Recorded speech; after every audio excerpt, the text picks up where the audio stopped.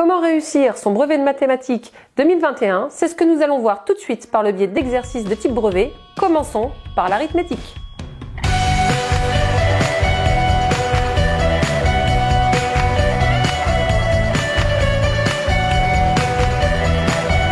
Bonjour et bienvenue sur Éducation Happy, la chaîne où l'apprentissage passe par le plaisir. Vous y trouverez des vidéos éducatives et ludiques, de la petite section de maternelle à la classe de seconde. De nouvelles vidéos sont publiées chaque semaine, alors si vous êtes nouveau, n'hésitez pas à vous abonner. Il s'agit d'une série de vidéos un petit peu spéciale, puisque je vais vous aider à préparer votre brevet de mathématiques 2021 en vous proposant un certain nombre d'exercices. Je sais que l'année n'a pas été facile. Si jamais vous avez des questions, n'hésitez pas à les laisser en commentaire, je me ferai un plaisir d'y répondre. On y va!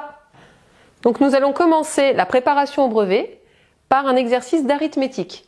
Il s'agit du premier exercice du brevet de l'année 2019. Alors pour information, le brevet de mathématiques 2019 était un petit peu difficile. Donc si vous arrivez à réussir ce brevet-là, si vous comprenez tous les exercices, je pense que vous serez déjà pas mal préparé pour 2021. Donc premier exercice, je vous lis l'énoncé que vous pourrez retrouver sur mon site educationhappy.com dans l'onglet préparation au brevet. Le capitaine d'un navire possède un trésor constitué de 69 diamants, 1150 perles et 4140 pièces d'or. Première question. Décomposez 69, 1150 et 4140 en produits de facteurs premiers. Super, bon j'ai écrit 69, 1150, 4140. Il va falloir que je les divise en produits de facteurs de nombre premier. Déjà, c'est quoi un nombre premier? Un nombre premier est un nombre qui se divise par lui-même et par 1. Il a donc deux diviseurs. Par exemple, 2 est un nombre premier, puisque 2 se divise par 2 et par 1. En revanche, 4 n'est pas un nombre premier, puisque 4 se divise par 4, par 2 et par 1. Il a 3 diviseurs. Attention, faites attention parce que 1 se divise par lui-même et par 1, mais c'est le même nombre puisqu'il ne se divise que par 1. Il n'a donc qu'un diviseur. 1 n'est pas un nombre premier non plus. 0 non plus. Pour retrouver les nombres premiers qu'il faudra que je multiplie pour obtenir 69, je me réfère à mes critères de divisibilité. Donc moi, je le fais comme ça. Après, chacun le fait comme il le souhaite. Ici, j'écrirai les nombres par lesquels je divise 69. Et là, ici, j'écrirai ce qu'il me reste à chaque fois. Donc je vais voir si il peut se diviser par 3. Pour cela, j'additionne ces deux chiffres, à savoir 6 plus 9. 6 plus 9, ça fait 15. Si 15 se divise par 3, alors 69 se divise par 3.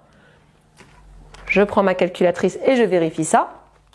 69 divisé par 3, ça fait 23. Et 23, je sais que c'est un nombre premier, parce que je connais la liste de mes nombres premiers jusqu'à 29, et 23 en fait partie. Donc j'ai terminé en ce qui concerne le nombre 69. 69 est donc égal. Alors, à 3 fois 23, j'écris toujours les nombres du plus petit au plus grand. Donc, est égal à 3 fois 23. Maintenant, je passe à 1150. Je vois que 1150 se termine par 0, ce qui veut dire qu'il est divisible par 10, mais 10 n'est pas un nombre premier. En revanche, 2 fois 5, les deux sont des nombres premiers. Donc, ce qui veut dire que 1150, je pourrais le diviser par 5 minimum et par 2. Donc 1150 divisé par 5, ça fait 230. De nouveau, je vois que 230, je peux le diviser par 5. Donc je redivise 230 par 5. Ça me donne 46. Et 46, c'est un nombre pair, donc je peux le diviser par 2. Ça me donne 23. 23 étant un nombre premier, j'ai terminé. 1150, c'est égal à 2. Alors vous voyez que j'ai 5 deux fois. Du coup, j'écris pas 5 fois 5, mais 5 au carré. Ça revient au même. Mais conventionnellement, on le met comme ça. Ok? Fois 23. Et maintenant 4140. Donc je vois que 4140 se termine par 0. Ce qui veut dire que je vais pouvoir le diviser par 5 et puis aussi par 2. Donc je divise d'abord par 5. Ça me donne 828.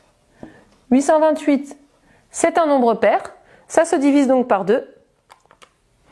Et ça me fait 414. 414 est un nombre pair aussi puisqu'il se termine par 4. Donc je redivise encore par 2 et ça me donne 207.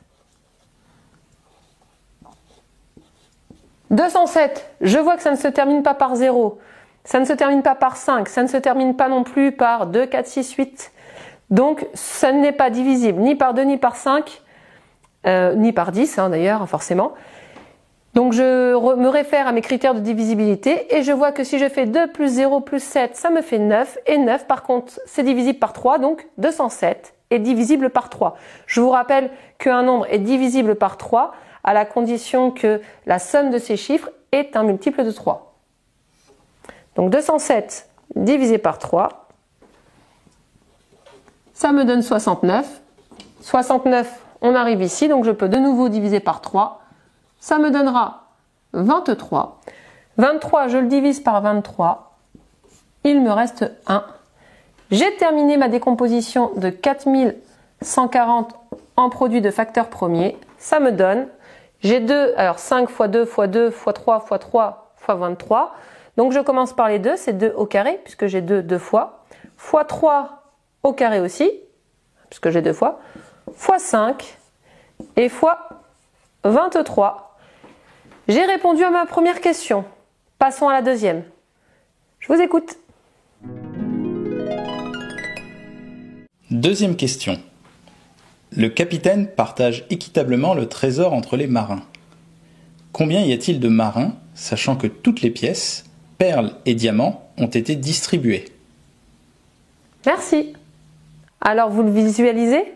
Il s'agit de retrouver le PGCD, c'est-à-dire le plus grand commun diviseur. Ici dans 69, on voit que 69 c'est 3 fois 23.